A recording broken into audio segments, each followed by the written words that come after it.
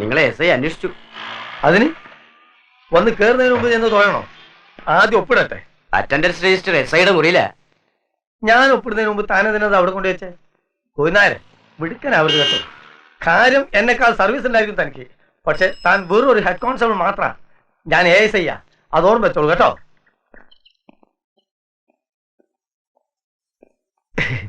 നമ്മളെ നജീബിന്റെ കെട്ടുകൾ അമ്മയും ബാപ്പയും വന്നിട്ടുണ്ടേ. കാരണങ്ങൾക്ക് ഒരു പഞ്ഞുമില്ലല്ലോ. ഒപ്പിട്ടോ. തന്നോടാ സേതുമാധവന്റെ കാര്യങ്ങൾ അന്വേഷിക്കാൻ പറഞ്ഞിട്ട് അന്വേഷിച്ചോ? അതിപ്പോ അന്വേഷിക്കാനൊന്നുമില്ല. എനിക്ക് നേരിട്ട് അറിയാവുന്ന ആളാ. എന്റെ കൂടെ ഈ സ്റ്റേഷനിൽ ജോലി ചെയ്തിരുന്ന അച്യുതൻ നായരുടെ മോന സേതുമാധവൻ.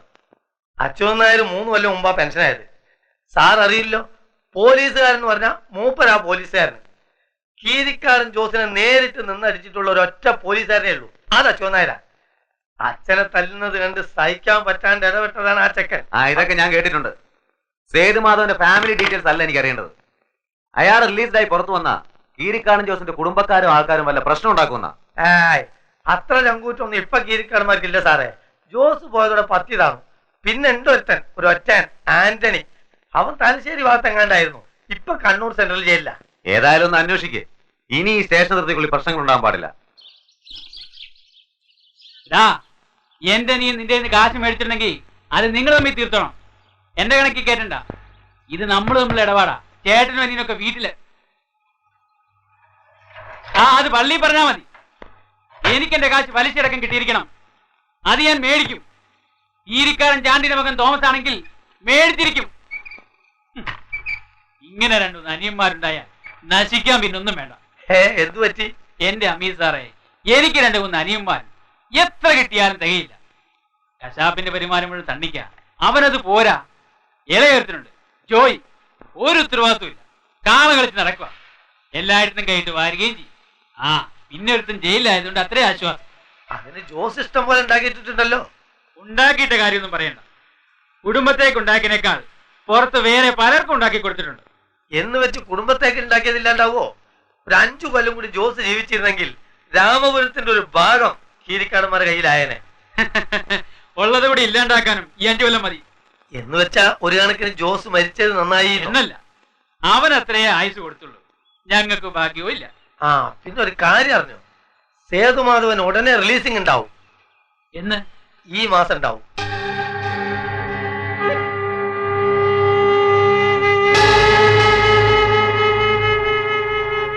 കഴിഞ്ഞത് കഴിഞ്ഞു.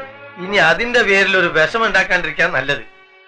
SI ജോൺ മാത്യുവിന് അറിയാലോ, എന്തെങ്കിലും ഒരു പ്രശ്നം ഉണ്ടായ എല്ലൊടിച്ചാളിന്നാ പറഞ്ഞേ. ഞാൻ നമ്മൾ തമ്മിലുള്ള സ്നേഹം കൊണ്ട് പറഞ്ഞേ ഉള്ളൂ. എന്റെ അനിയനെ അവൻ കൊന്നു.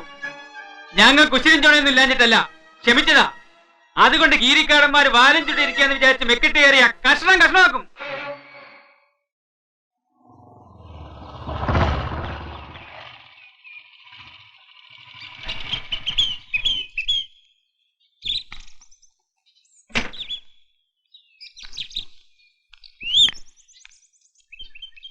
ചേട്ടൻ ഉമ്മറൂട്ടിയെ വിളിച്ചു വല്ലതും പറഞ്ഞു.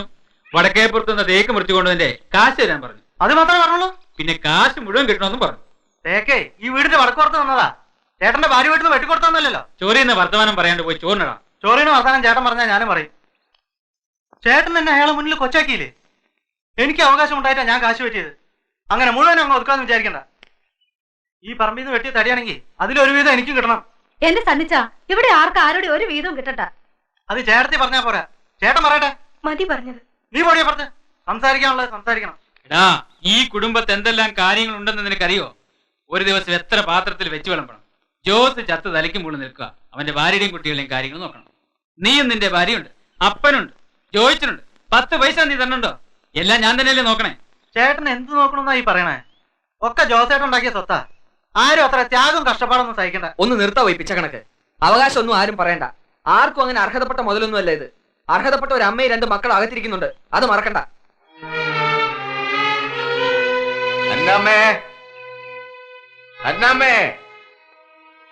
അപ്പനെന്നെ വിളിച്ചു. എന്താടി അവിടെ തോമാച്ചനും സണ്ണിച്ചനും കൂടി? എനിക്കറിയാൻ വയ്യ എന്റെ അപ്പ. കാശിന്റെ കാര്യ വല്യപ്പച്ച. എനിക്ക് തോന്നി. അന്നാമ്മേ, നീ സൂക്ഷിച്ചു നിന്നോളണം. 2 പെമ്മക്കളാ. അല്ലെങ്കിൽ എന്റെ കാലം കഴിഞ്ഞ അവന്മാര് നിങ്ങളെ പറപറത്തും. ഞാനും എന്റെ മക്കളും എന്ത് ചെയ്യാനാണപ്പാ? ഞങ്ങൾ ഇന്നിവിടെ അധികപ്പറ്റ എന്റെ മക്കളൊപ്പം ജീവിച്ചിരിപ്പുണ്ടായിരുന്നെങ്കിൽ. സ്വത്തും പണവും കണ്ടപ്പോ കണ്ണു കാണാണ്ടായി. എന്റെ ജോസുമോൻ ജീവൻ കൊടുത്തുണ്ടാക്കിയതാ. എത്ര ചോര ഒഴുക്കിയതാ അവൻ. അന്ന് ഇവന്മാരൊക്കെ ചൊറിയും കുത്തി നടക്കുകയായിരുന്നു. എന്നിട്ട് അവനെ പട്ടിയെപ്പോലെ തല്ലി കൊന്നപ്പോ ആരടാന്ന് ചോദിക്കാൻ പോലും ഈ വിനോദകന്മാർക്ക് പറ്റിയില്ല. ഈ കട്ടിലിൽ നിന്ന് ഒന്നെണീക്കാൻ പറ്റിയിരുന്നെങ്കിൽ കൊന്നവന്റെ കൊടലെടുത്ത് ഞാൻ മാലയിട്ടേനെ. എന്റെ ജോസുമോൻ അവനൊരാണായിരുന്നു. ചങ്കുറപ്പുള്ള ആൺകുട്ടി. എല്ലാം തകർത്തു. എന്റെ മക്കൾ അനാഥരായി. എന്റെ ജീവിതം, എന്റെ കുടുംബം എല്ലാം പോയി. വിടില്ല ഞാൻ, നിന്നെ ഞാൻ വിടില്ലടാ. ചെയ്തൂട്ടാ സ്വപ്നം കണ്ട് പേടിച്ചിട്ടുണ്ടാവും. അവനിതിടയ്ക്ക് ഉള്ളതാ. കിടക്കണില്ലേ? നീ കിടന്നോ, എനിക്കൊന്നും ഓർക്കാൻ പറ്റില്ല.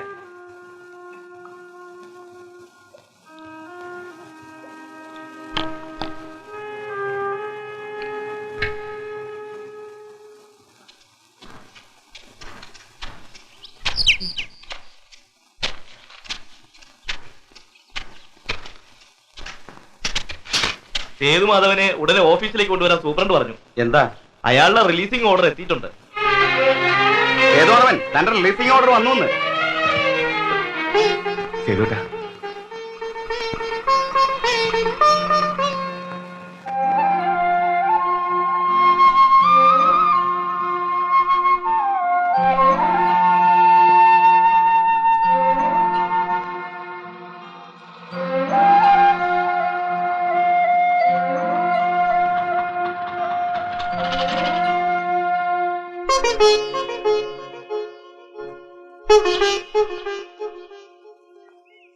നീ എന്നാണ് വന്നത്?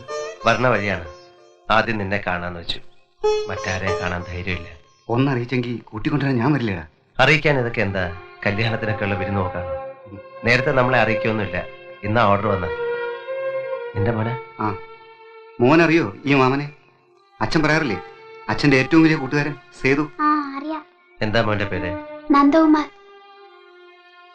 ആ, മോൻ പോയി റേഷനും കൂട്ടാത്തിന് നല്ല മീൻ എന്തെങ്കിലും കിട്ടുമെങ്കിൽ മീനും മേടിച്ചിട്ട് വാ. അച്ഛൻ മാമനെയും കൂട്ടി വീട്ടിൽ പോവാ. എന്നാ മോനി ഓട്ടോയിൽ പോക്കോ, റോഡിൽ ഇറങ്ങാം. വാ. എത്രയായി? 14 രൂപ.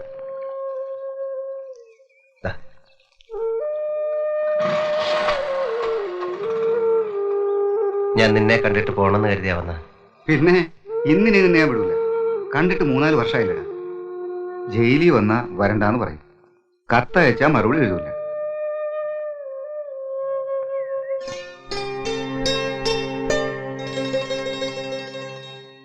ഈ ലോകത്തിന്റെ സുഖവും ഭംഗിയൊക്കെ അറിയണമെങ്കിൽ കുറച്ചാൾ ജയിലിൽ കിടക്കണം.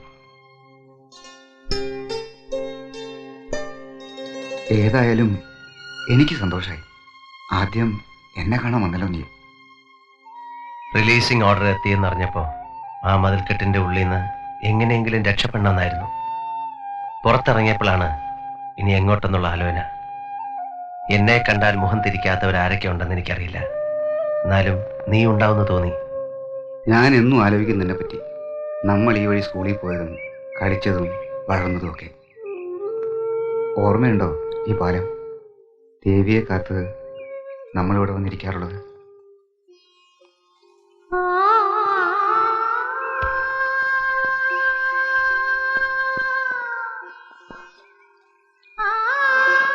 ദേവിയുടെ കാര്യം അറിഞ്ഞോലോ അല്ലേ?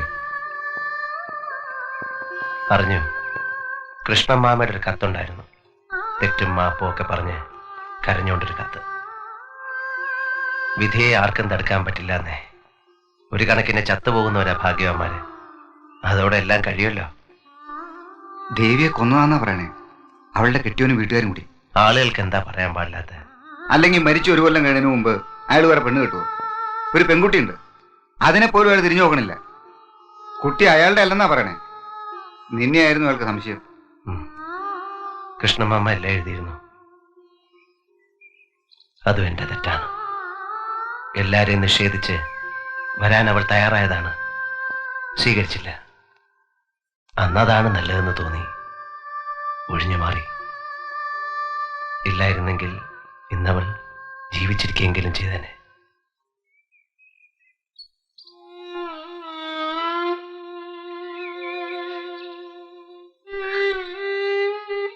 ഇന്ന് ജാമ്യത്തിലിറങ്ങി. നിശ്ചയം കഴിഞ്ഞു. കരയരുത്.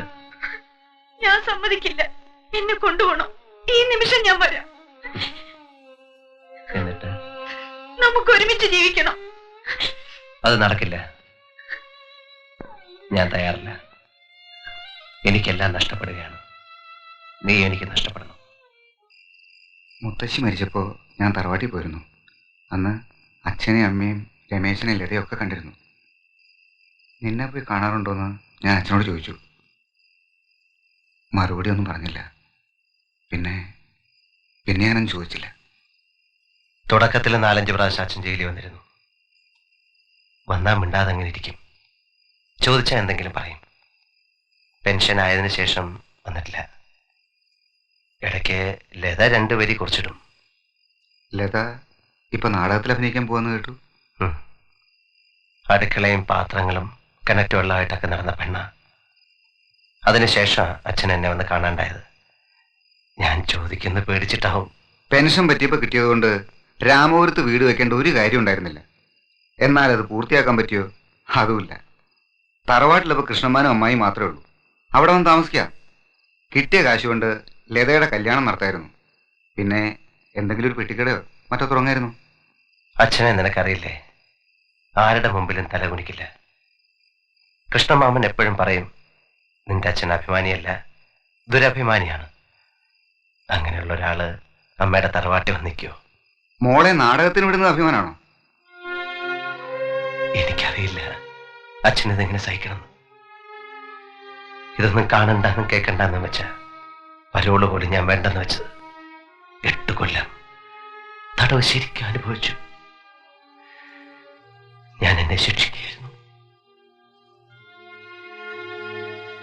നീ വിഷമിക്കൊന്നും വേണ്ട, ഒക്കെ ശരിയാവും. ഇല്ല, പോയതൊന്നും തിരിച്ചു പിടിക്കാൻ പറ്റുമെന്ന് തോന്നുന്നില്ല. ഞാനൊരുത്തൻ മൂലം എത്ര ജീവിതങ്ങളാണ് പാളിപ്പോയത്. ഇങ്ങനെയൊക്കെ സംഭവിച്ചത് നിന്റെ കുറ്റം കൊണ്ടല്ലല്ലോ. പിന്നെ ആരുടെയാണ് കുറ്റം?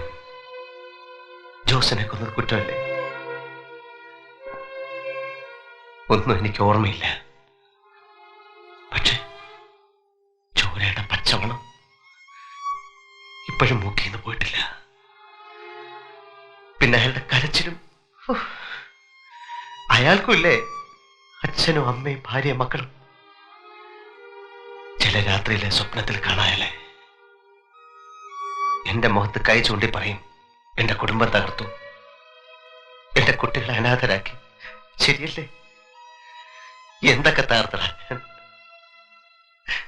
ആരെയൊക്കെ തകർത്തു? എത്ര കുടുംബം?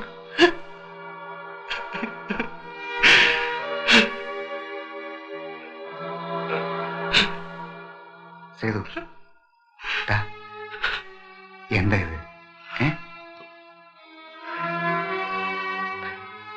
5-8 കൊല്ലമായി ഉള്ളി കിടന്ന് തിങ്ങായിരുന്നു. പറഞ്ഞു വന്ന പടക്കാൻ പറ്റിയില്ല. പോട്ടെ, സമയം എത്രയായി? നമുക്ക് നേരെ കഴിച്ചിട്ട് കിടക്കാം. ജയിലിൽ ഞങ്ങളുടെ അത്താഴം 5 മണിക്ക് തുടങ്ങും.